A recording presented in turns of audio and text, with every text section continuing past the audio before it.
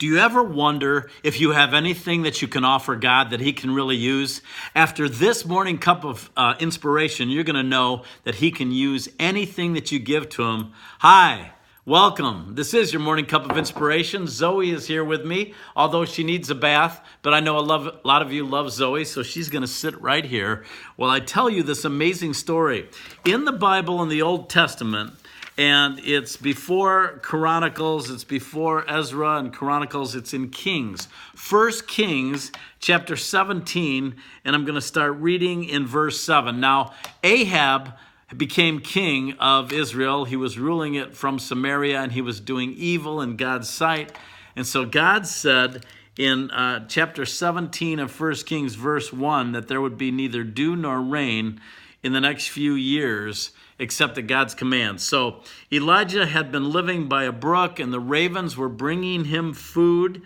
And then in verse 7, it says, sometime later, the brook dried up because there had been no rain in the land. Then the word of the Lord came to him, go at once to Zarephath of Sidon and stay there. I have commanded a widow in that place to supply you with food. So he went to Zarephath. When he came to the town gate, a widow was there gathering sticks. He called to her and asked, would you bring me a little water in a jug so I may have a drink? As she was going to get it, he called and said, and bring me, please, a piece of bread. Well, as surely as the Lord your God lives, she replied, I don't have any bread, only a handful of flour in a jar and a little oil in a jug. That's all she had, a handful of flour, a little oil in a jug. I am gathering a few sticks to take home and make a meal for myself and my son, that we may eat it and die. So she's basically saying to Elijah, man, I've got nothing. I've just got this little bit of flour and oil. I can't really make you anything. And Elijah said to her, don't be afraid. Go home and do as you have said, but first make a small cake of bread for me from what you have and bring it to me. So this was her test. She was supposed to make him a little cake of bread before she made something for herself and her sons. And then he said in verse 14, for this is what the Lord, the God of Israel, says, the jar of flour will not be used up, and the jug of oil will not run dry until the day the Lord gives rain on the land. She went away and did as Elijah told her. And so there was food every day for Elijah and for the woman and her family, for the jar of flour was not used up, and the jug of oil did not run dry. So God kept his word. Is that amazing?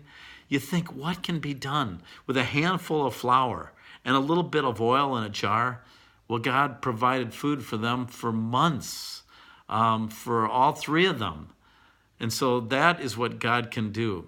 I think of the boy who had the loaves and the fishes, the loaves and the fish, and God blessed it and fed 5,000 people. God can do exceedingly abundantly above all that we ask or we think. We just need to be faithful. So whatever you have that you can give to God, maybe it's a ministry of kind words to people, or maybe you're able to give a few dollars to someone in need. Maybe you're stretching a little bit, but maybe you have some clothes that someone else could use. Just give it to God, and he'll do great things. And we thank you for it, Jesus, and we thank you for your word that tells us if we give you the little we have, you will do great things. In thy name, amen. I hope that inspires you today. Give it all to God, and I'll see you soon for another morning cup of inspiration. And so will Zoe. Bye-bye.